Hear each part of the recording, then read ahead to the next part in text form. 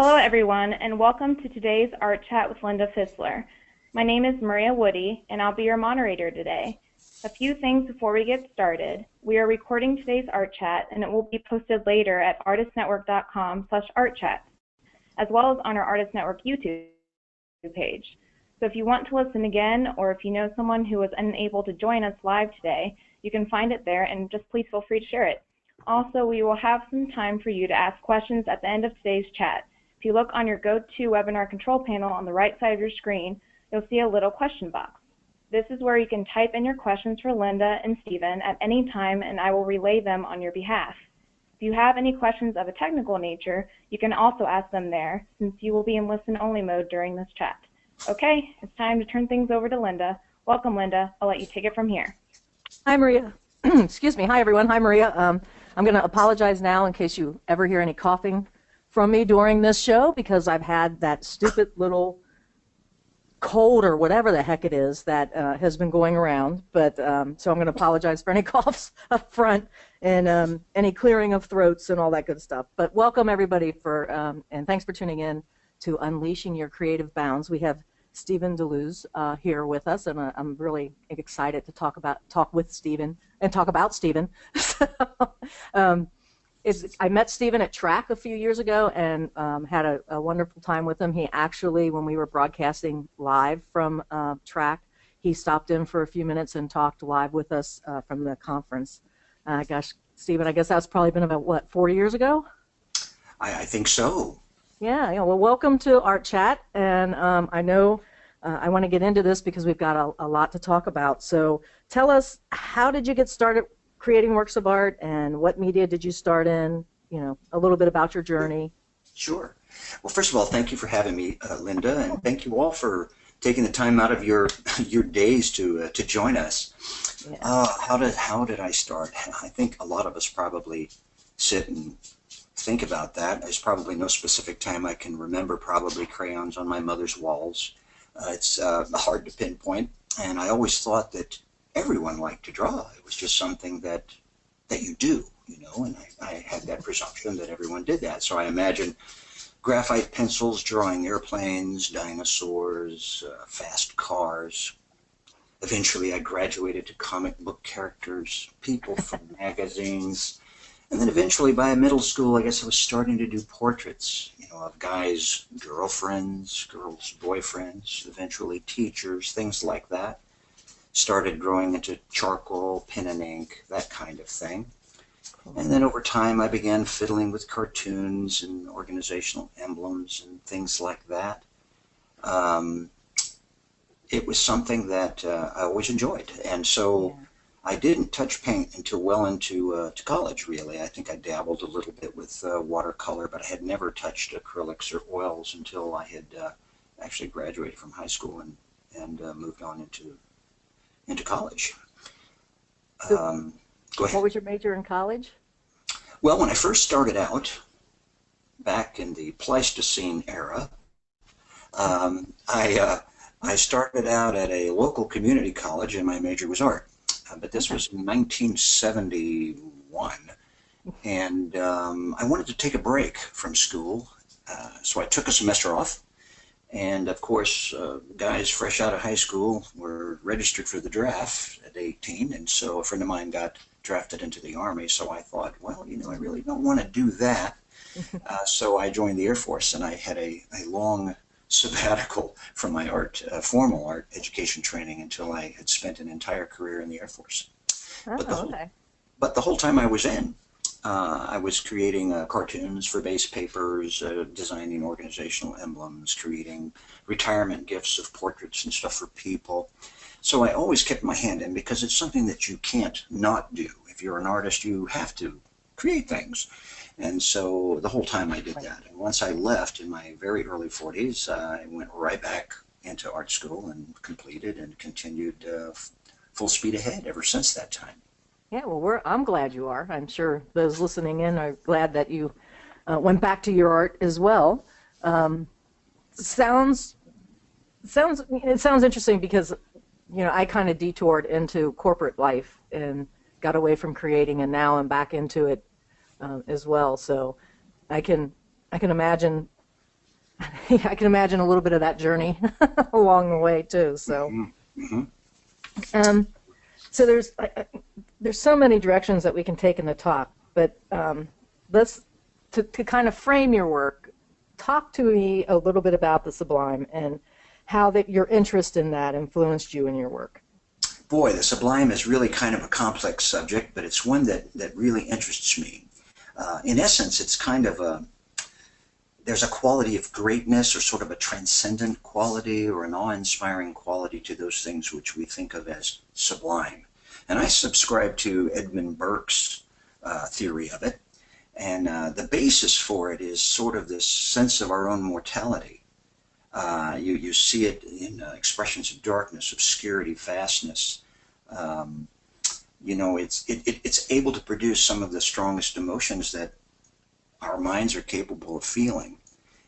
Beauty is on a human scale, and the sublime is, I guess you could say, more immense.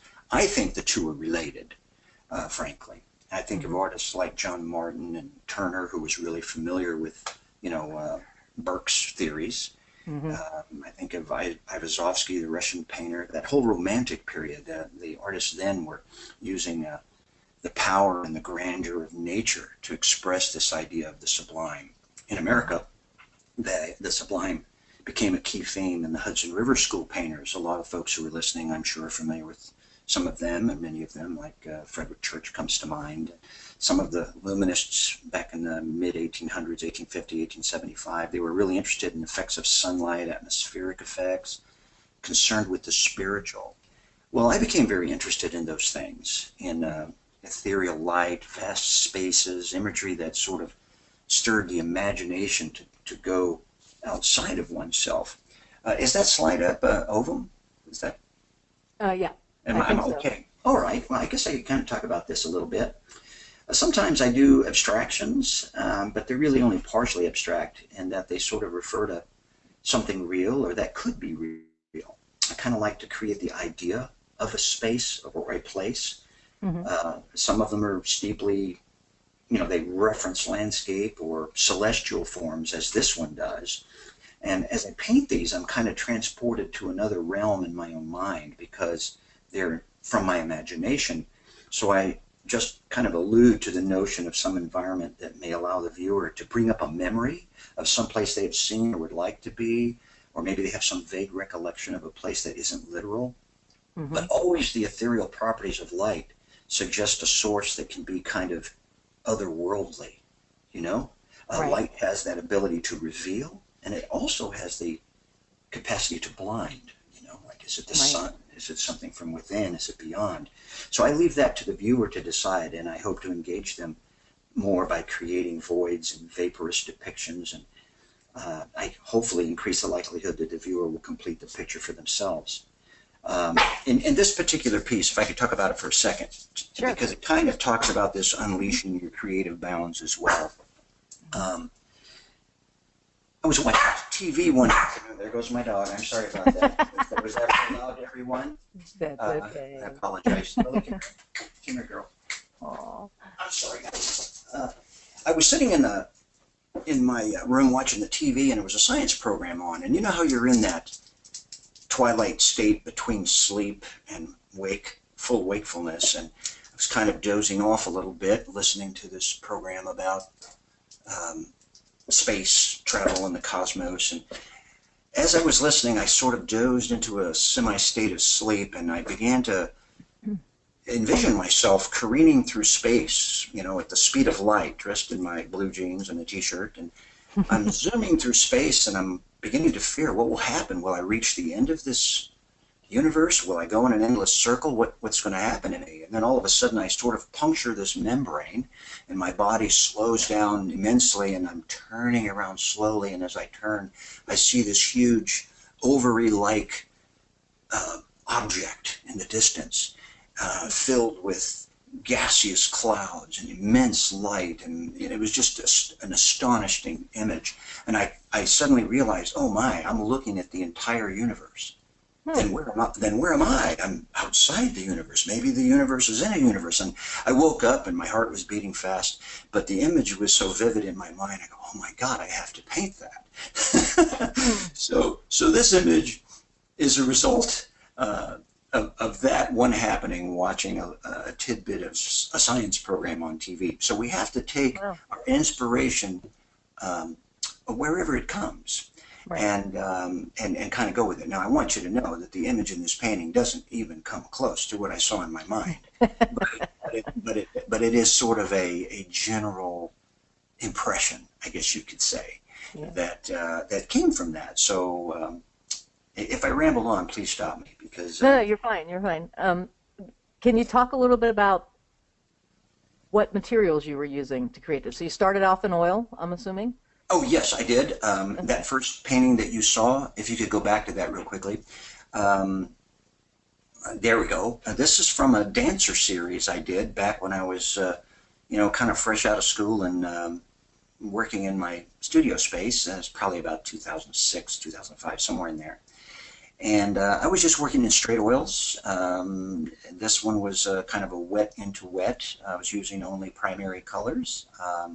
Basically cool versions and warm versions of the primaries and some white, and just sort of blending them together right on the surface. And so this was, again, you see the fascination with light, even though it's a dancer standing there in front of a window.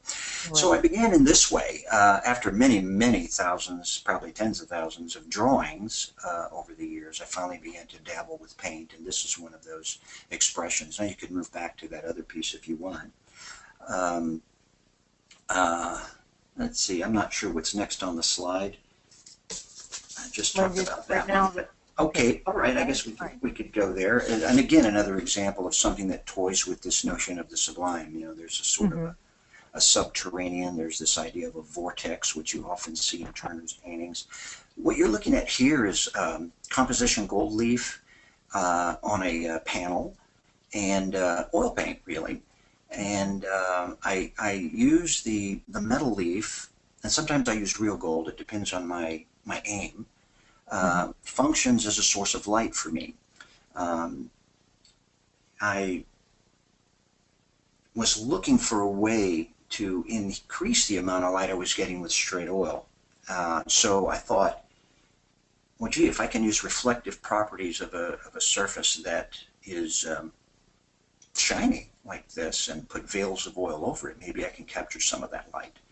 I think in later slides you get an idea of how some of the works start, and that will probably be more instructive to the folks who are watching. Yeah, because that's kind of like the next question that we were going to ask you was that, how do you start? Do you start with a photo session model or? Okay. And then what comes next? How do I start? Okay, well, usually there's an idea, like I just explained, and let's jump to photo number 12, if you don't mind. Okay, so there's an idea. I was thinking of a woman. There's an initial drawing. She's supposed to be floating in space. Actually, it was a model who was sitting on the edge of a dais that I had in front of me, but I decided to put her in the air. The notion was, the idea was that I wanted a woman who is in a meditative state, and then I decided, I want to reveal the real person, the inner being, this light and energy that comprises what I think is what is really us, that we're really trapped inside of this corporeal shell of ourselves. And so I created this drawing, and then the drawing morphed into this idea of, you can flick to the next slide. Now here you can see the beginnings of this piece.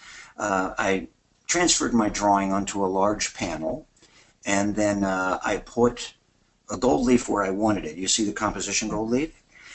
You can also see little greenish blue splatters. Well, I spray a chemical solution that kind of creates these little patinas. When the patinas are there, it gives me just a little extra sense of energy. In a very peculiar, odd way. It just does. And so I have to seal that, though, and you have to seal the composition leaf, because if you don't, it will continue to oxidize. It will darken over time. If I used real gold, I have to be satisfied with its goldness because it never changes. So I had to use the fake, not because I'm a cheapskate, although I guess I am kind of frugal. It's because I needed the patinas. So I needed brass and other alloys in there to react to the chemicals. But if I leave it alone, it will oxidize over time and change. So I have to seal it. So once the drawing is on there and I have my metal on there and I have my chemicals on there, well, let me back up. I'm getting ahead of myself, aren't I? I take a panel and I put, you see that red? All that is an acrylic red oxide. I take a panel and I have 3 coats of normal gesso on it, sanded between each coat, and then I put 2 coats of thinned down red oxide acrylic. So that's what you're seeing as my ground. Why do I use that? I don't know. It just seems to work. It provides a kind of an energy that works with the metal leaf that I use. You could use any color you want. If I was working in silver, I might choose blue, for example. So it's up to you on what you choose to do with your ground. I like this red oxide. It's just a personal preference. So once I have that down and I get my drawing down on the surface, like I said, I put down sizing, which is a kind of a special glue for gold leaf, for metal leaf. I put that down with a sponge brush. That way I don't have hairs on the surface. Am I getting too technical? I think people want this. I think they want this info. So I put that down, and you know, the sponge brush, they're real cheap, 59 cents or something. You know, I throw them away right after I use them because they're so cheap and they're ruined anyway. They're all gummy and hard. So I put the sizing down. You wait about an hour till it's tacky. Then you put down the leaf. What I like to do now, what I used to do is just sort of hold the leaf and drop it on there and blow on it, and it sort of flattens out.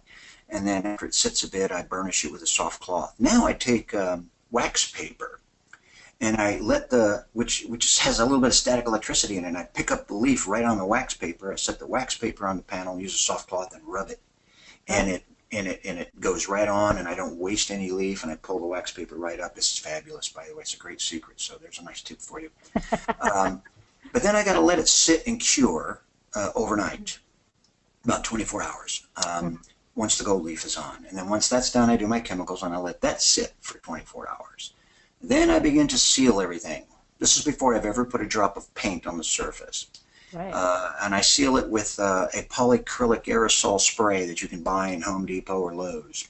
And I use very thin coats, and I put like 6 or 7 coats, an hour between each coat, to really get that down. What it does is it seals off the metal from the air, and it also gives me microscopic tooth that the paint can grab. Make sense?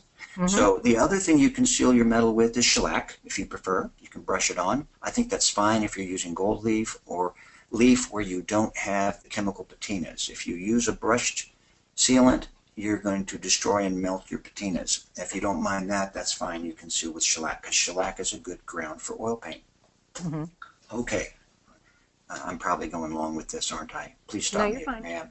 Okay, so after that's done, here we go. Let's leave it on this side. You can see I'm covering more of the surface. A lot of the surface is being covered with paint. Right. And you see those cloud-like forms back there is really where I've decided where I put gold leaf in advance. I plan out the painting because I know it's going to function as sort of cloud-like forms peeking through the atmosphere. See? So the gold in this case is actually functioning as objects of clouds peeking through the atmosphere. But I'm also using it as light for right in the center of her dress there. We can go to the next slide, I think. Okay, that's the finished painting. So I'm trying to depict a woman who is in a meditative state, and it feels as though her body is floating above the ground. She's levitated, and the inner being of light and energy is beginning, you know, the outer corporeal body is beginning to dissolve, and the light is that is within her is beginning to reveal itself. Now, is that really happening? Well, probably not, but that's what's happening in her mind. That's the state that she's in her mind, and I'm just trying to bring that to the surface. The backgrounds are very devoid of distracting detail. It's unimportant to me.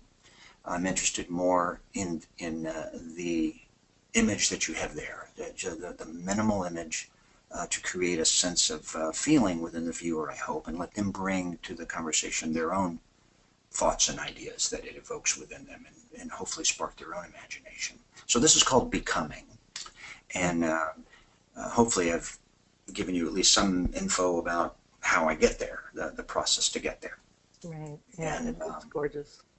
Well, thanks. So I'm going to be offering this. By the way, it's not a sales pitch, but I did create, based on Facebook responses, I've created 20 prints of this painting, just 20. They're all signed and numbered. So sometime in December, I'll probably release those 20 to folks who are interested in having it, and I'll have them signed and numbered. But anyway, let's move on. Okay.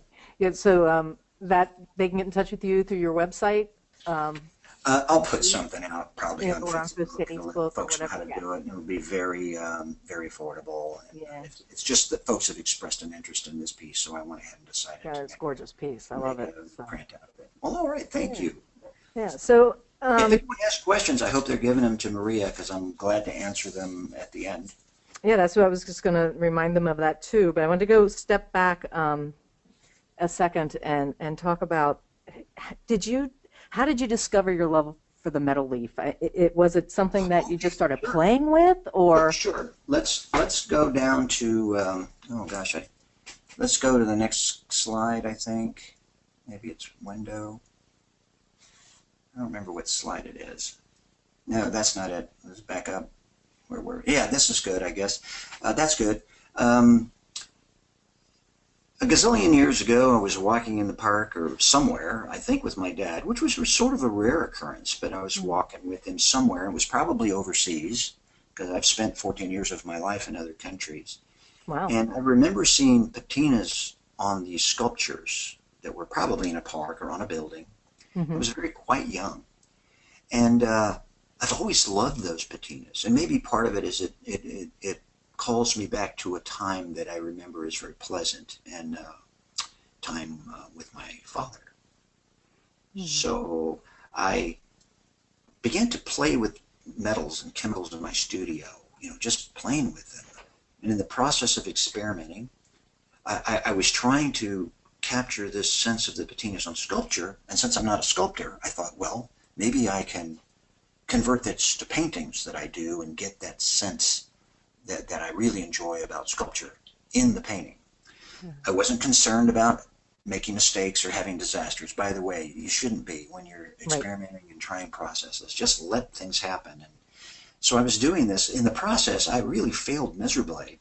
But by the same token of this experimenting, I discovered something else. I discovered these reflective properties of the metal I was using, this kind of energy that I was talking about a moment ago. So I decided I'm going to exploit these properties instead and push my interest in the power of light. So as the light passes through the veils of oil that I put on top of some of the metal, it goes through it, it bounces off the metal and comes back through and gives me more light than that I'm able to obtain with pure paint. Now, there are some great artists out there who can do that with just pure paint. I'm not them. So they're fabulous. So this is a way that I can convey these things that I was after, quite by accident, as I played with materials, which I encourage people to do. I'll talk a little bit later about a lot of other things that I play with. I'm constantly, not constantly, but quite often experimenting with other things that maybe are even non-traditional art materials, just to see what sorts of imagery and things that you can create that are able to express whatever your artistic vision is. And there are many things out there. Oh my goodness, there's just so much out there that you can toy with that will get your ideas across, perhaps even better than some things that you're doing right now. And you just have to give yourself the freedom to play with those things in your studio. Now, that does not mean I recommend that book. What is that book? The Bible for Artists on Materials. No. Is it Mayer's, I think? Yeah. It's a handbook. Don't do things. You're going to discover things. You're going to discover things that are probably not archival. Okay, watch out for that. Then we have some great folks on the web, like who are out there, like Virgil Elliott comes to mind, who's just a consummate expert on materials. I'm sure he's probably cringing if he's there with some of the things I'm saying, because some of the things are probably go against what you might think of as being archivally sound. It's not true in these. Now, these paintings that I've done, I've had some, 8, 9, 10 years, and they look the same as they did when I first did them. Now, who knows in 100 years? Regular oil paintings over time oxidize a little bit and break down a bit too.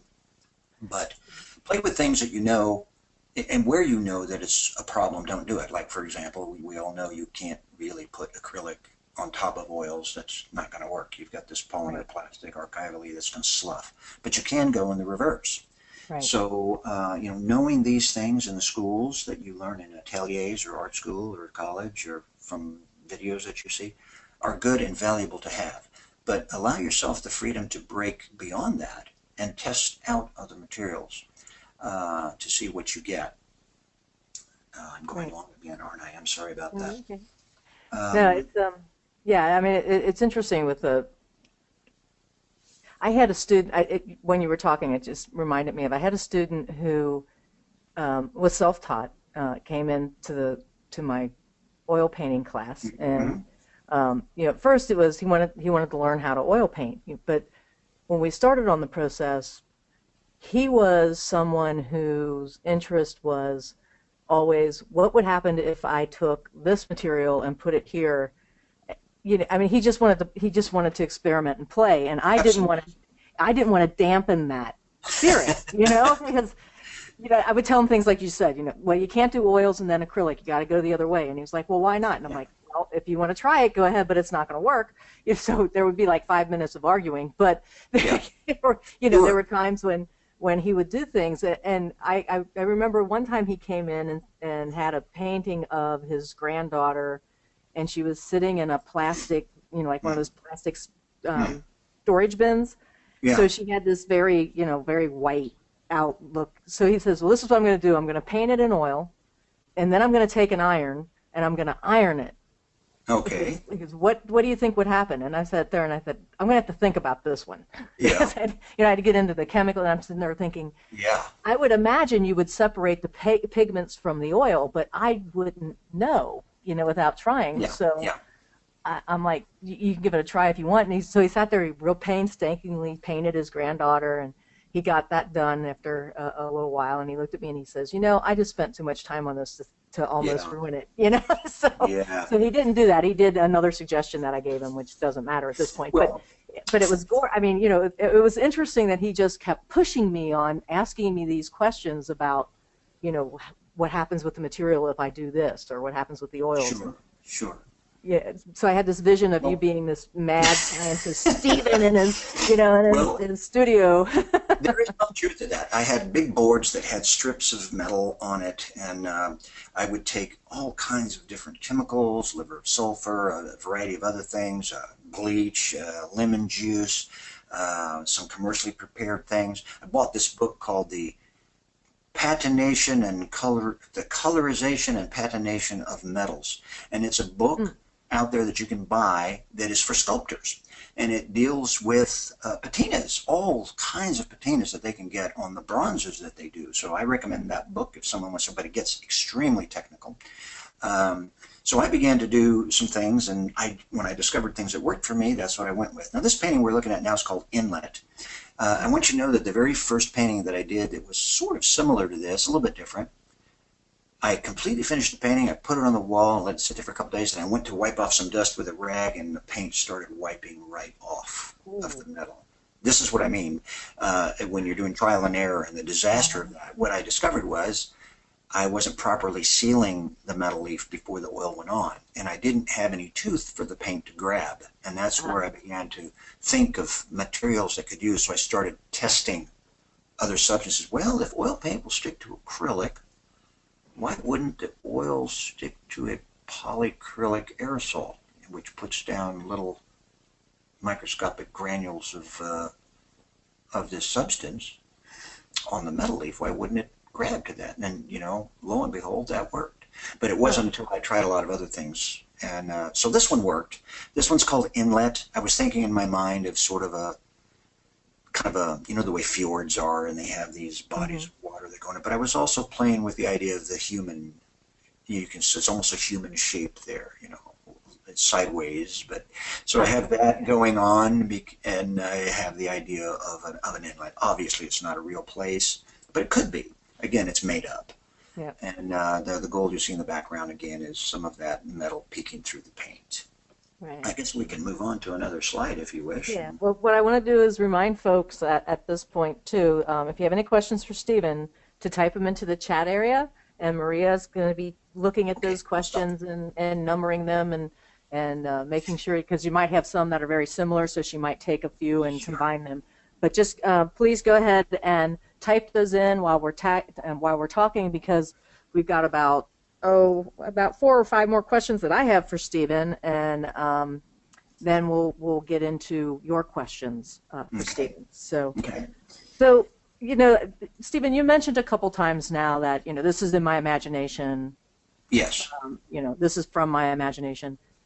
And I know there are a lot of people that are probably listening that follow you and understand that you can grab those things out of your imagination.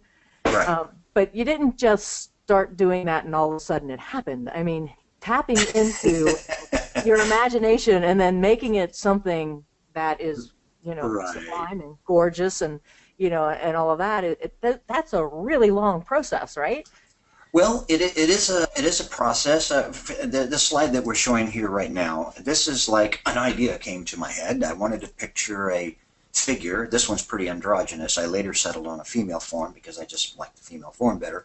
But I was thinking of a person who was wearing like a headdress of some kind, and their own energy begins to course through their body and literally lights it up.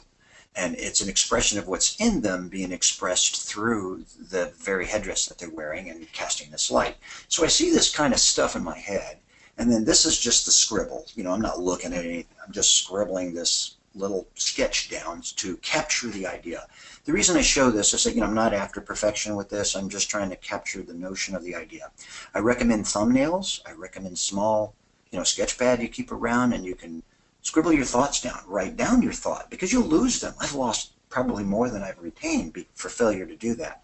So I've tried to get in the habit of scribbling down the idea in the form of a sketch like this. Now, if you can go to the next one.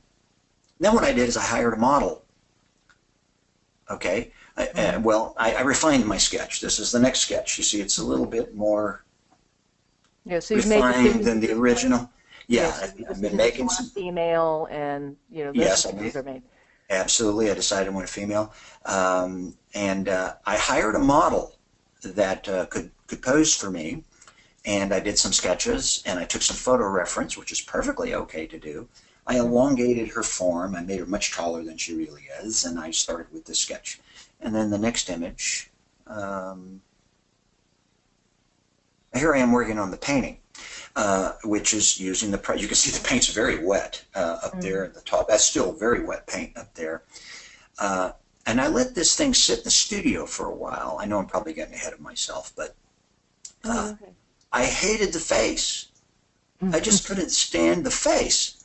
So for 6 months, I'd come in my studio and work on other things while I'm looking at this piece and just wanting to gag when I look at it. And I'm going, man, I just hate this face.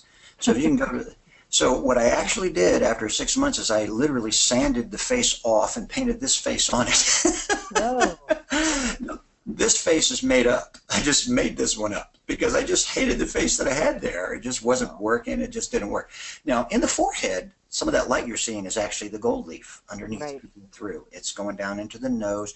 You don't see it when you look at the distance, but when you get up closer to the work, you can see the evidence of that. Some of the history of the painting remains. So if you're not happy with a piece, you don't have to accept it the way it is if you don't want to, as long as you have the time to work with it before you have to turn it into whatever your deadline is. So I realized I'm looking at a painting with dry paint on it, and I'm going, geez, I guess I could paint over it. I decided to just sort of start over, and I sanded through the vast majority of that face and just started again. And I think the new face is a lot better in the piece. So you can do that. Don't think that you're stuck with what you got there. It's just paint, and you can paint over it. You can literally sand through it if you want. Sometimes you get other properties that are unexpected in the subtractive process of working with a piece. Sometimes you'll find wonderful results in that. So anyway, I guess I've said enough on that. Don't allow yourself to think that you're trapped in leaving it like that. You're in control. You're the one who's in charge of that. I'm starting to sound like Bob Ross. It's your world.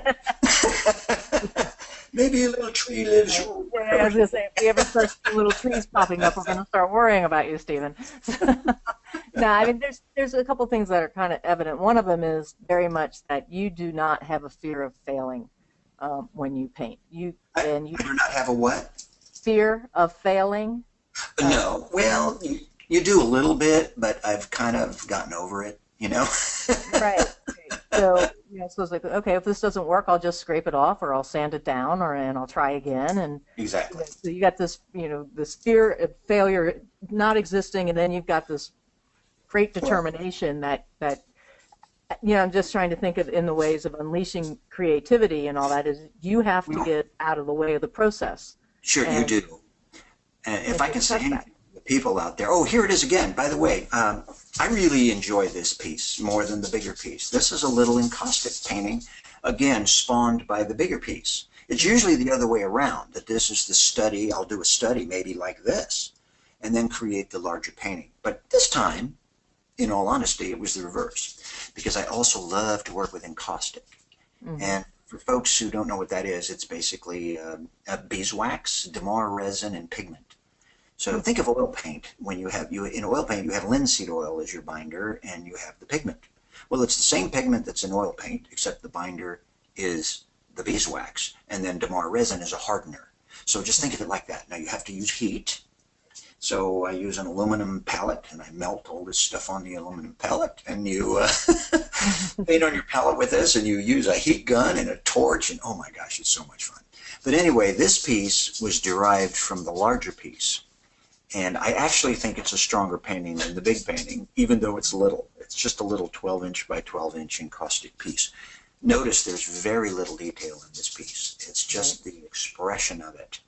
And for those who are interested, technique-wise, in this piece, the way I get the light is not by painting it on up in there. I actually take a dental tool and I gouge through the layers of the encaustic beeswax that's on top of it and take it all the way down to the encaustic gesso that's on the surface.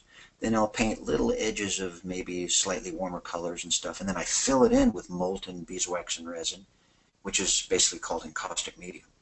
And then I heat it with a gun and let it melt over, and then I'll scrape it with a blade a little bit and fire it. I'm probably going all over the map for folks. But essentially, that all came from experimenting, playing, again, time in your studio, playing with things. What if I do this? Okay, I put this paint on, but it looks like it's laying on the surface, and I don't like that.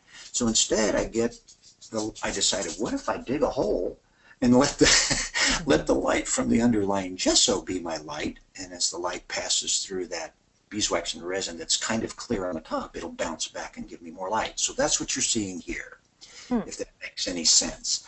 Yep. So I'm using the same fundamental thinking that the metal leaf provides me and translating it to working with encaustic, if that makes sense. And so that's what I've got going on here. Now, the yellowish stuff you see down there in the bottom along the horizon, some folks might ask about that. I take that same old sponge brush that I used to put down the sizing for the gold leaf to adhere to. I'll dip that in some amber shellac, and I put that right on top of the dried beeswax and resin. And then I take a blowtorch, and I hit it just lightly. It's called a shellac burn. And it breaks open, and it just opens up, and it spreads out into the wax. Now, you lose some control when you work with encaustic, because you don't know what that heat gun is going to do, what that torch is going to do. Stuff is going to move, your figure is going to distort, all that. But some of that is, oh, geez. And some of it is, man, I like that better. So you have to be free to not worry about, being overly anal about things, and just sort of go with it. Let yourself go a little bit. So this medium really lets you do that. One of the reasons I love working with it. And anyway, did I get ahead of myself, Linda? No, you're fine. You're fine. It sounds, when I go back and I think about the different breakthroughs that have occurred in mine, and then listening to you talk as well, it's the experimentation that makes you almost feel at home with just letting go, and it's kind of like like if you step outside of your bounds, I guess what I'm trying to say, if you step outside of your bounds, what you're normally used to doing, and just say, what happens if this, it gets you to the point where when you're working in your regular medium, if you want to call it that, or your traditional medium, that, makes you then have the confidence, say, I can do this, I can try this and see what happens. Mm-hmm. That's it's absolutely true. Yeah. Well, this piece that's on the screen now, if you want to talk about that, sure. This sort of, I think it's probably a good point to do that.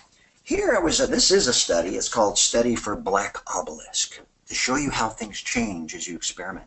Yeah. I wanted to create an obelisk, and I wanted to make it black, and to function as a kind of singularity, if that makes sense, emanating light on an ethereal landscape. And I'm thinking about our oneness with the universe, and so I'm depicting it abstractly as a singularity.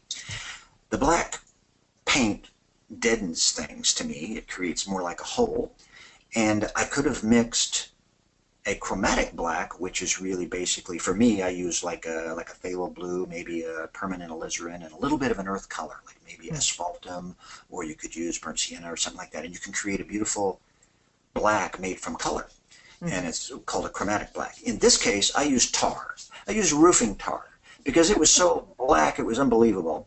And it was shiny when it dried, and it dried to this hard shell of shiny blackness, and I just loved it. And I said, I don't know if it's going to work, but I'm going to try painting on it and around it and maybe apply some heat. And I've got the gold leaf underneath, which you can see.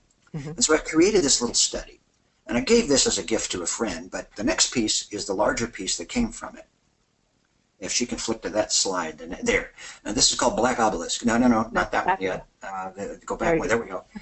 And I looked at this thing. Again, I used massive amounts of this tar and the gold and everything. And I looked at it and I'm going, this is really pretty lame. It's not working.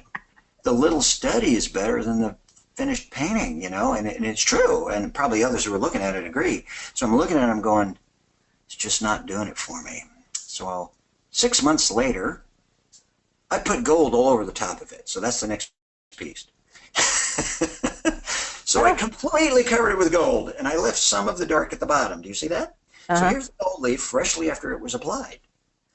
And then I was in a place, this is like now almost a year has transpired, and I've got this sitting here, and I'm going, I'm going to paint a figure on this, and I want to express this elation, a sense of release. And that's what I'm going to do. And I had a dancer who had modeled for me for the dance series, and I ran across some imagery there, and I did some sketches. And so the next piece is the finished piece that came from this. And a lot of folks have seen this, and this is called Release. So the point is you can allow your work to evolve. So it all started with that little black obelisk, and it wound up resulting in this piece, which of course is a stronger piece than that original black obelisk you saw. This is about 48 by 36. So, and the black you see under the gold is that tar. See the little flecks of black under the gold next to your body? That's that tar under there. It wasn't the initial plan, but you should allow yourself the freedom to explore and sort of dance with your painting and let it kind of help take you in places that maybe you didn't think you'd go with it. So sometimes you make these discoveries while you're working. I've often say to younger artists, there really is no substitute for time in the studio. Time you spend in front of your easel working. Even days that you don't feel like it. And believe me, I have a lot of days like that where you just don't feel like it. Just go ahead and go in there, go ahead and draw, even if you're in there for an hour or 2 hours, go ahead and work a little bit. Because sometimes just pushing the paint around, you'll be surprised. Ideas come to you, and they can result in some magical things for you that you did not expect. And, anyway, so that's that. I hope I didn't go off on a tangent too much there. No, you're fine. And I think a key piece of what you said was this was over a year that you played with this piece and thought about this piece. I didn't think about it daily for a year, but what happens when a piece fails sometimes, and where I think it's failed, it's not my original vision, is I'll leave it in the studio and I'll turn it around and I'll just work on something else for a while. Right. And sometimes and this is the truth of what happened. It might have been close to 6 months. I worked on other pieces. And as I worked on these other pieces, I had one of those aha moments, an epiphany. Sometimes you realize, I think I have a solution for this. And you turn that piece around and you look at it, and in the course of working on these other pieces, you say, aha, I think I know what I can do with this. And so that's what happened. Yes, that's exactly right. It's not like I sat there and thought about it every day. It's just that, in fact, I forgot about it for a while. And then I was reminded of it, and I decided to return to it, and then it turned into a more successful piece. Yeah. So another lesson in that is you don't have to abandon a piece to the dustbin of history because it doesn't work out for you the way you want it right in the beginning. Although some pieces do deserve that burial. I have some like that. And you just learn from them and you move on and you don't worry about it. You just move on to the next piece. I think, if I can say this, I have never been fully satisfied with any work I've ever done. And I imagine that's probably true of most artists, I think. Maybe I'm wrong, but I never have. I've never been. There's always something wrong with it. There's always something, well, if I had more time, I would do this. And if I had it to do over again, I would do that. There's always that. So I think that kind of thing is what drives me. It isn't fame or fortune or any of that. It's trying to make that next painting a little bit better than that last one you did. It's really that drives me. I think the moment that you think you've arrived, you're probably done. Just hang up your brushes, put them away. To me, that's the exciting thing: is to keep going, keep striving to learn and to make the next piece better than the one you just did, or work that you're doing next month better than the work you're doing this month. It doesn't always happen. Frequently, it doesn't. But for me, it's part of what drives me. To continue working, is that it's about the painting itself. It's not about the end result of what it will do. It's about achieving that thing that conveys your artistic vision so completely. And I know it's something that I will probably never attain in my entire life, but that should not stop you from at least trying to do that. And besides, that will be left to others long after you're gone to determine. So I can't worry about those things. I just want to make a better work tomorrow than I'm making today. And you certainly live in creativity, which I absolutely love. So absolutely. Yeah. So I want to, we've got about 12 minutes before we start taking questions from those who are listening. So what I do want to touch on is we almost lost you a year ago. That's true. Didn't we? Yeah. It was kind of a major event in your life that came up. Yeah. So how's that influencing your work? Are you getting more and more spiritual, you think, or? Well, it's funny. I had a heart attack, for those who don't know, September last year. It came as quite a surprise, and I went through a triple bypass operation, and it was. I think I was prepared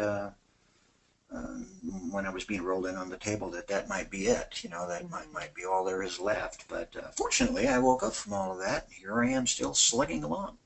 I think that going through things like that, I had also previously gone through cancer. It helps you to prioritize things that are really important to you.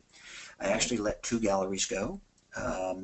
One that I had in Dallas, one I had in Houston. Some artist friends thought I was nuts, but I knew that I didn't need to push myself hard to meet deadlines and provide work for all these places, so I just kept 2. And I think what it did is it helped me continue my interest in the spiritual, in this sense of our oneness with the universe. Before the heart attack, I already was interested in those matters, but after it was increased, it seemed. Could you find slide 8? Or is this slide, I don't know what number it is. Is that this one? I'm not really sure. Maria's looking. I can tell by her cursor. She's. Oh, is that slide 8? Oh. 8, 9, Which one 10, are you looking for? Oh, we did those. We did 8, 9, 10, 11. That's become, we already did those. I'm sorry. Well, we can go back to that then. That piece was actually done before the heart attack. We can go past this one. I don't know what that one is. Okay, that is the painting Descent, the drawing, the initial drawing that was done for this painting. And what I did is I had a model laying on the floor. Is what I did. And I did some sketches. I shot some photo reference. And then I needed some good wings. So I went and got, now that's just an etching of the drawing. So what I did is I got a, it's not a very good image of it, but that is an etching of the drawing. I did a, I got some taxidermy ducks. I got a hold of some taxidermy ducks that were flying and they had their wings open and stuff, because I wanted to reference the real wings, you know, not just some picture that I see. I wanted to see some real wings and how they looked. And so I sort of extrapolated my wing imagery from that. And then if you can go to the next slide, and here is the painting in very early stages. A lot of people haven't seen this image. Here you can see where I've selectively placed gold and where you have the red oxide underneath. And it's a pretty good sized painting. I had an idea in my head of where I wanted to show light. And then as you paint, you can decide, you can change your mind. You can paint over it more opaquely and cover it, or you can continue to paint more transparently and allow it to peek through. And then you can move to the next one, I guess. Okay, you see that little square on the left? That is, you know, her top that she's wearing, and the image on the right is that spot. So you can see how very abstract that is. Yeah. Now, in this particular work, I literally took, I guess it's good to talk about experimentation a little bit more because it's another example of something. I took a spackling knife and I wanted to build texture. So in the early stages, before the gold leaf was ever applied, I laid down some light molding paste. It's made by Golden. It's very lightweight, so it doesn't add a ton of weight to your painting. And I spread it on with a plastic spackling knife and, you know, kind of ran through it until I got little textures that I wanted. You let that dry, sand it a little bit, and it creates these different pits and textures in it. And then I laid the gold leaf on top of that. Now what I do is I mix the red oxide into that paste before I even put it down, so I never have to paint over it. And then I put the gold on top of that, leaving big open areas and tears and rips because I wanted that. It was useful to me. It provided an extra energy than if I had been very meticulous and pristine about it. I didn't want that. I wanted more chaotic activity, if you will. And I think juxtaposing the chaotic activity against stillness, you know, dark against light, you know, calm against violence, all those kinds of things provide visual interest, I think. So there was a conscious decision to do this in parts of this piece. Anyway, there's also copperleaf in this painting in the wings. But it was a fun piece to do. You know, what would a person think if they woke up and they looked up and they saw something like this? You know, would there be fear? Would there be a sense of peace? I mean, I really don't know. I wasn't playing with the religious notions of angels necessarily, but this idea of these unseen beings that are these entities that are out there, if they are real or if they're not real, that, you know, kind of, I was trying to pull them kind of out of the sanctuary into our everyday world. And, you know, because her dress depicts something that you wouldn't imagine from, you know, a Raphael kind of angel or, you know, from the Renaissance period at all. Right. But it was more the feeling I was hoping to evoke with the work. And so, again, I'm probably rambling. But what I revealed in the finished piece, most people have only seen the finished piece. What I was trying to show in that for those who joined us today is they could see some of the process that gets you there. Okay. Cool. Did I speak enough about that? Okay. Yeah. So I'm going to go to the question 7 now, Stephen, that I sent you, where we talked on the phone a while about the you know, the foundation for really making good art. And you know, I'm looking at your work as we're talking this and seeing how your drawing skills come into this, and you know, the things that your contrast, light against dark, and different things like that. Go ahead. I think it almost goes without saying that I think having a good foundation in drawing, etc., is valuable. I think it gives you more tools for your toolbox. The more tools you can put in your toolbox, the better. You know, I think ateliers have tremendous value. Art school and such, but you know, there is a danger of creating cookie cutter or carbon copies of the teacher, if you know what I mean. There is that danger, so the artist needs to learn those things from their teacher, but then in time, spend time in your studio exploring the mediums and process to discover your own voice. I think you need to be really fearless in that, and don't be afraid to be imperfect. Make your mistakes. I think I already told you the story of that first metal leaf painting and how it was a disaster and all that kind of stuff. You know, you can do that. I think, you know, there are great artists out there who are realists and even photorealists who can do tremendous, things in terms of capturing every nuance of the reality they see before them. That isn't so much my interest. I'm interested more in evoking a mood or pulling out an emotion in a more simplified way. I hope that's making sense. So I try to use color and light, texture. Sometimes it's less about the subject matter, although that is certainly an element, and more about those other things I've just stated that create a certain, I hope, connect in a certain way with the viewer. Some people will not connect at all, and that's fine, and we have to learn to accept that. But going back to my thoughts about the Sublime and luminism and that kind of thing, I draw from that, not because I studied it so much, it's just I discovered later that I must have a similar sensibility to someone like, let's say, a Turner. And I don't compare myself to Turner at all. I'm not fit to carry his brushes. But he obviously was interested in some things that I am also interested in, if that makes sense. So it isn't a matter of copying Turner, although there's certainly nothing wrong with that. I've done a couple pieces that are after him, later, sort of as an homage to him. But it's really, I think, just a similar sensibility. Those are just, and I think every artist should, well, anyway, I'm getting ahead again.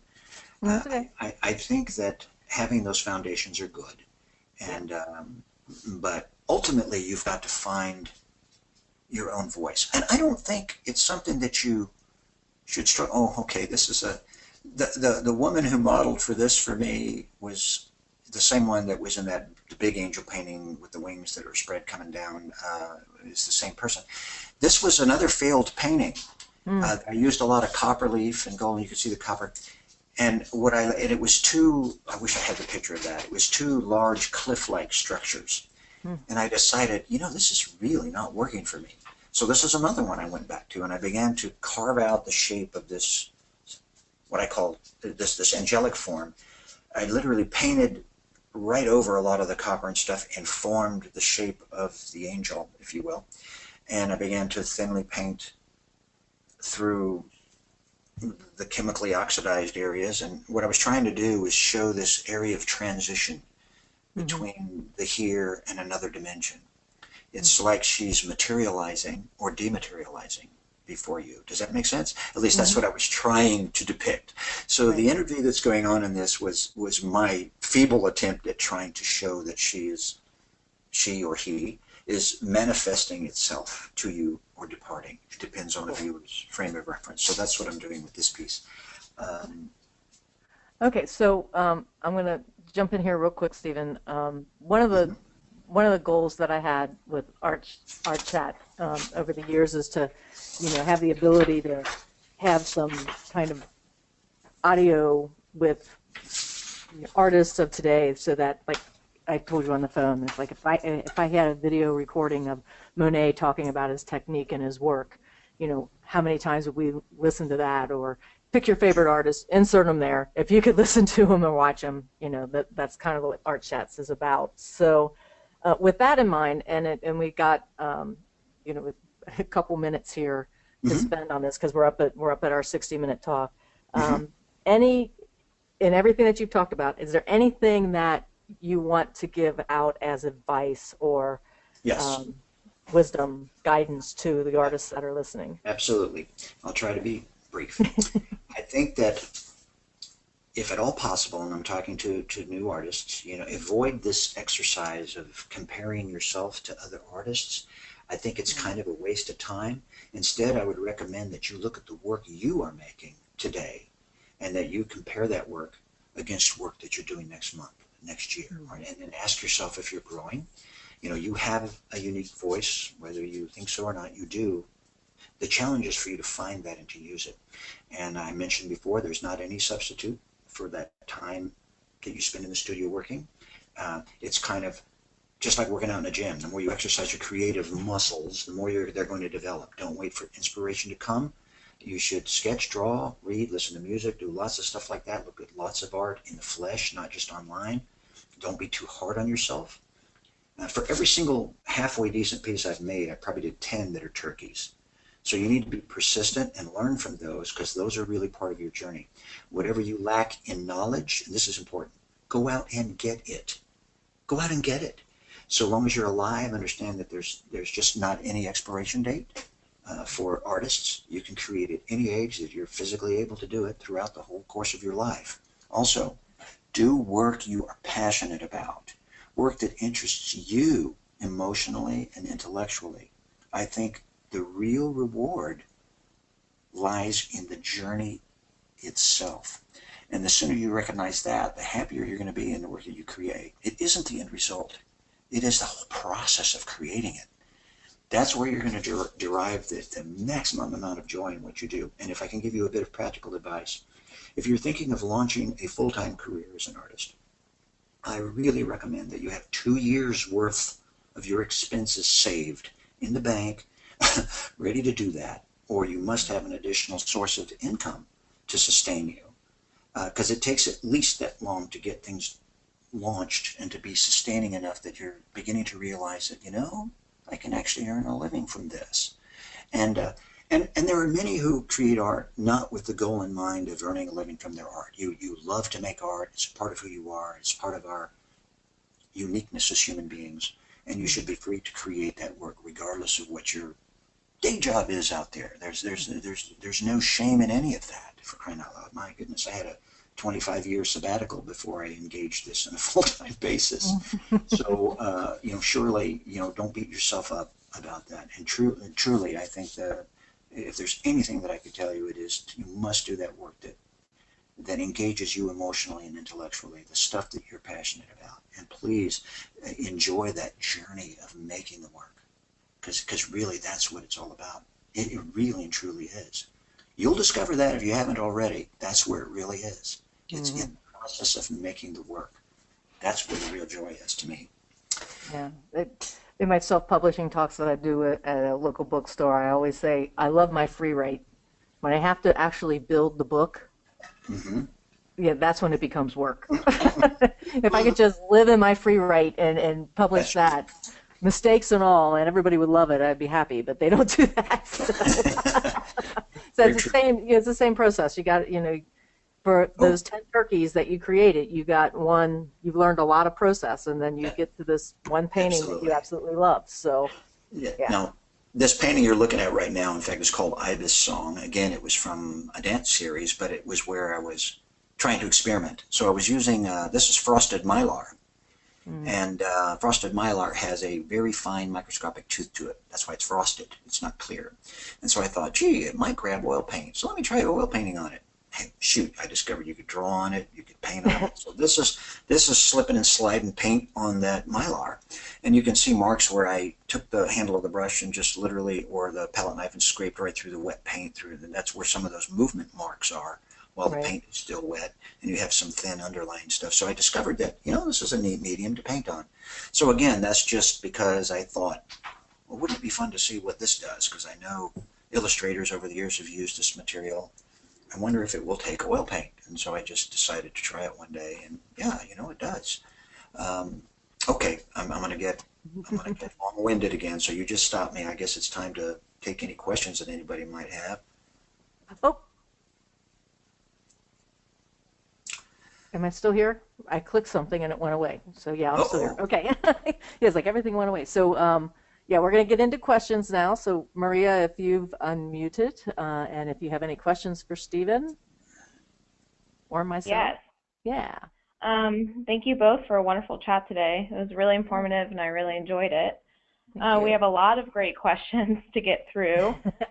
We have 2 questions in regards to the type of support you use. Caroline wants to know if you use a canvas or a board, And then Susan wants to know what type and brand. You got it. Okay, for the metal leaf stuff, obviously I do not use a flexible surface. It needs to be on a solid surface for me, for my liking. So some of the works that you saw were done on ampersand hardboard. That's what they were done on. That's the brand, ampersand. But you could use, another brand if you like. I just know that it's created for the purpose of artists using it, so that's what I use. And I used to cradle them. I would use... they'd be gessoed. I would gesso them, and then I would put my, just like you prepare a normal canvas. I would prepare the board. Lately, I've been using composite aluminum panels. The only reason I switched to that is I noticed that even with large works on hardboard, sometimes they would warp. No matter what I did to brace them, I'd hang them on the wall, a month after stuff is done, and the lower right corner, let's say, would be slightly away from the wall, like a half an inch or something, an inch, and that used to drive me crazy. I didn't want to deliver paintings to someone out of state or something, and then we have this problem with some warpage. Now, they didn't all do that, but on the bigger ones, that tended to happen sometimes, because wood is wood, and when you paint in a very humid environment like I have in San Antonio, and you ship it to some place like Arizona where it's extremely dry, you might have that warpage. So I decided, you know what, I'm going to see if I can work on this composite aluminum. I've seen other artists do it. Sign painters have done it for years. Let me see if it'll work. So I buy this stuff. You can use dye bond, or you can use e-panel, which is essentially the same thing. I buy it from a plastic supply store in town, but you can probably look it up online and find out where you can buy it. You can buy it in sheets as big as 10 feet, for crying out loud, 5 by 10, I think. They're easy to cut, and you could pay them to cut it for you to the sizes you need. I sand it lightly. Actually, I pay guys to do this. I don't prepare any of my panels anymore. I've stopped doing that 6-7 years ago. But sand it lightly, and then I take a denatured alcohol and you wipe it down so you get rid of any filings, dust, crud, oil, etc. And then you gesso it as normal. Put several coats of gesso on it, and I'm good to paint on. Now, what I do, I left out a step. What I do is I have 1x2s glued on the back of the aluminum with Gorilla Glue, and make like a frame on the back, and I leave about an inch and a half of the aluminum hanging over the edge of that. This way I can put screws into the back of a floater frame directly into the wood, and the aluminum floats off of the frame. Or if the client doesn't like it, they can unscrew it, pull it out, and hang it right on the wall, and the panel floats right off the wall. Why the aluminum? It doesn't warp. I've got this very square surface that isn't going to warp on me. And as far as I know, it's inert, so I haven't had a problem yet with paint sloughing off of it or anything, as long as the surface is prepared right. I know there are other artists out there, much more well-known than I am, who are using this surface as well. I recommend you do what you're comfortable with and experiment with it and see if it gives you the effect. As long as you're using a hard surface for the metal leaf type stuff, that's what I recommend. And I'd recommend a hard board like ampersand, or perhaps the aluminum if you like. You could also work on birch panel. But again, the big ones, wood breathes, and you can get this, as humidity changes, you can get warpage. I hope I answered that. Yes, thank you. That was wonderful. And then Pam wants to know what chemical you use to make the leaf patina. Well, it depends. There is a stuff you can buy. The company used to be called Modern Options. I tried all these chemicals, and I discovered there's a commercially prepared stuff you can buy. But I think it's Modern Options.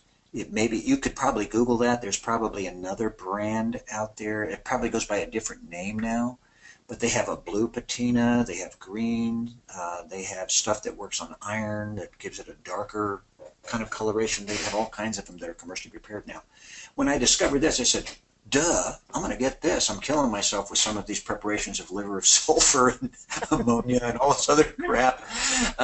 There's a company out there in California, and I can't think of the name of it. I wish I had known this question was coming, but they create props for Hollywood to make styrofoam and things like that look like real metal, look like iron and, bronze. They can make wood look like, antiqued bronze.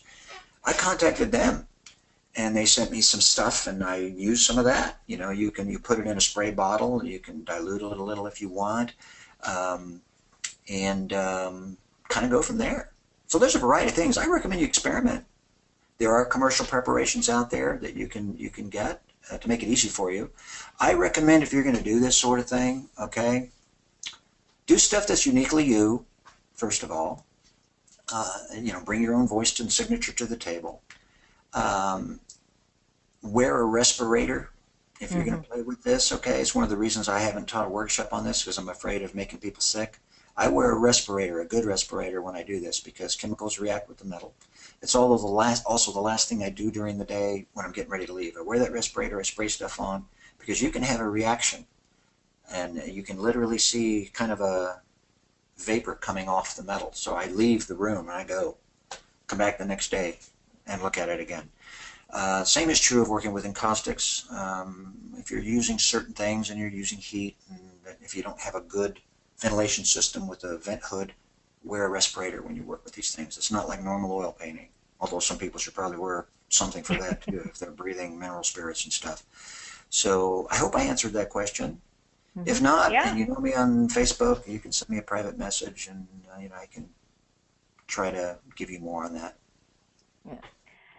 And then Susan says, first, to start, beautiful work. And she was wondering whether you use a water or oil-based size, and what the difference between them are when using them with oil paint. Okay, I use the one I used to use one made by Rolco, but that company went out of business. So I'm using one made by One Shot, it's called. In fact, they're known for they make a lot of stuff for sign painters. But One Shot, and there may be other brands you can research on Google. All you want is gilding sizing. I don't use the water-based. You probably could. I use the one that I think is probably oil-based, but it's made by One Shot, and it's the quick dry variety. I put that down very evenly with the sponge brush, and I let it sit for close to an hour. It has to reach a certain level of tackiness. You're only going to know this when you experiment. And believe me, if you put it on premature, it's ruined. It doesn't work right. Your gold is all gummy and gooey, and it never dries, and it's just not right. You have to wait for it to reach a particular point of tackiness before you put it down. But the one I use is made by One Shot, works pretty good. I like the Rolco better, but they don't make it anymore. So, and there may be others that gilders who are professional gilders can recommend to you. That's just the one I use. So, and you can buy that in a regular art supply store. I can get it in my local art supply store. Great. And going off of that, Linda wants to know if the gold leaf or any of the other metal leaves are expensive. And you mentioned where you got it already, which is the art store, but are there any other places? And fake gold leaf is not expensive at all. The composition gold leaf, silver leaf, stuff like that, it's not very expensive. You can get a pack of 25 for about $9 and some change, of 25 sheets. I buy the box of 500 because I use so much of this, and I buy them by the box. I have boxes of them that I buy, and it'll run you a bit more, a couple $100 or something. Real gold leaf is much smaller. It's less than 4 inches square, and it's based on the price of gold. So if gold is $1,500 an ounce, you can understand very quickly how expensive that will get. I don't recommend doing very large paintings with that, but I've done a few smaller works, medium-sized works with real gold leaf. There's nothing like it. It's absolutely fabulous, but it's worthless to me when I want patinas. So that's something for you to think about. But you don't have to, even though you don't have to seal gold leaf, I do. I seal that too, usually with shellac or with the oil paint on top of it, because it's fragile and it can tear on you and break up. So keep that in mind. I typically use, when I use real gold leaf, I buy the patent gold leaf. And that's just a variety of gold leaf that is adhered to it looks like a sheet of glassine. And when you put it upside down, it sticks to that sheet, so it's easier to apply. You put it down, then you rub the back of the glassine sheet, and the gold comes right off onto your sizing. Make sense? So that's the one I would recommend if you're using the real gold, because you waste less gold. Great. Thank you so much for that. And then we have another question about the colors that you use in your gold and silver leaf paintings. Okay. Do you mean the colors that I'm using on top of it? Yes. Well, there's a color that I cannot live without. I'm going to share a big secret with you, and this is the benefit you get for coming to listen to this chat. But this is a secret weapon for me, I think, when I use gold leaf, and that is the color called asphaltum. I I use the Rembrandt variety. You can also use the, what's the really safe paint? Gamblin. Gamblin is another good one. So asphaltum is a transparent paint. It's a rich brown, has a slight reddish hue to it. I use that thinned down with liquid, only because the liquid works very nicely with the metal leaf. So I put that down in a thin glaze, and it warms the gold. It keeps it from looking so cold.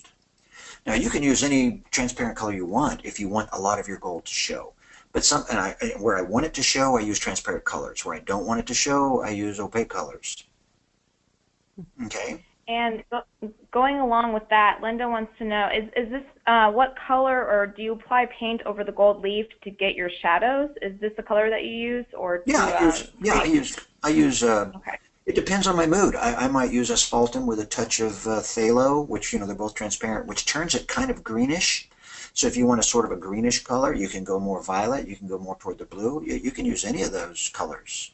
It depends on your color sensibility. I use a quinacridone red sometimes, alizarin, because those are all transparent. You have to play with that and see what fits your voice, what you're trying to get across. But as a general rule, I tend to use the more transparent colors if I'm wanting to preserve the reflective properties of the gold, but still have color on it. And you have to be patient. You have to work in glazes. So it takes longer. Like a big painting, like the one that's showing on the screen right now, that thing took, a couple months to paint. It's not a fast process. Now, I could have probably done it in a month, except this is another one of those paintings that was a failure that I turned into something that wasn't a failure. This painting has been used, by the way, on the cover of a heavy metal band from Italy on their CD, and more recently, Wake Forest University published it on the cover of one of their textbooks. So you never know what's going to happen, and these things came up because of Facebook, and I got contacted, and there you go. So, but it was a painting that was a failure. Stick with it. Stick with a piece. Don't abandon it right away. You never know what you can. If you've got an imagination, and mine is kind of vivid sometimes. Sometimes it's blank, but when it is working and you're on, all kinds of things pop out of there. What's hard is translating that to the materials that you use to express that vision that you have. More questions? Yes. Linda wants to know, how big are your paintings typically, and do you always work large?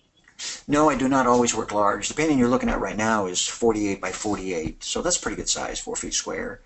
I typically don't work any bigger than 6 feet. Sometimes I've gone as big as 8, but actually I've gone bigger than that when I put panels together, diptychs or polyptychs or something. Lately I've been going down a little bit. Big as I like to go really is around 60 by 40. I do a lot of 3-footers. Occasionally I don't go much smaller than 3 feet when I'm working with the metal leaf, simply because of economy of scale. It just looks better on the bigger scale to me. So I tend to do that. But I do work small. The encaustic piece I showed you is only 12 inches square. Show I'm having the 8th of December, I'm going to have 7 or 8 encaustic pieces that are only 12 inches square. And because this offers some opportunity for folks who don't have a lot of wall space, who want to collect something, to put it on their wall, and it's of course much more reasonably priced than the bigger paintings. So I use the full gamut, but I tend to work large when I'm using the metal leaf, and it's just a personal preference. You don't have to. You can work 2-foot paintings. To me, that would be a small painting. But I generally go about 3 feet square and up with my metal leaf paintings, typically. Great. And she also wants to know what ground you use for the encaustic paintings. What ground? The R and F paints, the letter R, the letter F, in fact, they are the pros with materials for encaustics. R and F paints makes, I think in conjunction with Golden, makes an encaustic gesso. Now, you can work on a piece, you can work on an absorbent surface like poplar, for example, without any ground at all. You can just put 2 coats of wax medium which is beeswax and damar resin. You can put 2 coats of that down, and that's your ground. You don't even need a gesso. But if you want more light, and you want a white ground, then you must use the encaustic gesso. Regular gesso does not work with encaustic. Okay, you don't want polymer, you don't want acrylic, you don't want that. It's not going to work. So there is a special gesso, and that's fairly new. That's only come out in the last couple of years, I think. You can put that on. I'm using it on aluminum, which is a non-porous surface. The encaustic purists would lose their minds if I told them that, because you typically want to use and that's just me experimenting again. But so far, I've had no problem. I haven't had any problems with stuff sloughing off of the aluminum at all, because the encaustic gesso adheres to it, and it provides that layer in between that gives me something for the paint to adhere to. God, I hope I answered that question. But basically, it's a special encaustic gesso made by R&F Paints. Awesome. Thank you so much. And then David wants to know, and you might not remember this, but earlier you mentioned a book while you're talking about metal patinas. Yes. Do you remember what that book was called? I have it in a closet behind me. If he wants to wait a few seconds, I can go get it. But it's something like the colorization and patination of metals. And I could be wrong about that title, but it's something like that. And if you want to wait a second, I'll go get it. But that's up to you. I know I have it in a bookshelf in another room. It's not in the room I'm in right now. Tied to my headset. I'll tell you what. If he private messages me on Facebook, I'll get him the exact title. Great, thank you. And then last question, which I think is a good question to end on. Linda wants to know, and obviously you have mentioned you share them on Facebook a lot, but where are your paintings displayed? I have a gallery here in San Antonio. It's called Enarte Gallery. They have no work right now, but I have a solo show with them on December 8th. So I'll probably have about 13 pieces for that show. I also have a gallery in Scottsdale, Arizona, the Marshall Gallery, which is in Old Town, Scottsdale. They might have a piece. In fact, they called me not too long ago. We want some more work, so I'm going to get them some more. I'm going to get them some more work in January, February after the holidays. So basically there and here locally. Right now, that's my only interest with galleries for the moment, and so that's where they could be seen. The stuff on my website, I must admit, I confess, I am horrendous at keeping up my website. I probably have maybe less than 10% of my work on my website, and I really have been awful about updating it. I should do more of that. I try to just post. It's easy to just throw something on Facebook, you know. I just do that, and I neglect my website. Yeah. Oh, anyway. I think we're all guilty of that. So. Yeah. Absolutely. But I hope I answered that. Yeah. Yeah. Thank you. Thank you everyone for joining us. If you want to use the promo code ARTCHAT10, you can save 10% at northlightshop.com. And then Linda, I know you have some exciting news regarding a new workshop series you're starting. So do you have any updates you want to share with us today? Yeah, that'd be great. There's a workshop series that a local artist by the name of Chris Lowe and myself here in a good place called Middletown, Ohio. It's between Cincinnati and Dayton. We got together over coffee once and just started talking. Actually, she drank coffee, I didn't, but before everybody starts asking what kind of coffee flavors I like or something. But anyway, we started talking about starting a workshop series out of her gorgeous studio here in town. I mean, these huge Northlight windows. She's got fireplaces in this. I mean, this place is gorgeous, and can't wait to share it with everybody. So we're going to feature some master artists. Our first person coming out from Montana is Carolyn Anderson on March 22nd through March 25th, and she's going to be doing interpreting reality with live models, and it's $800 plus modeling fee.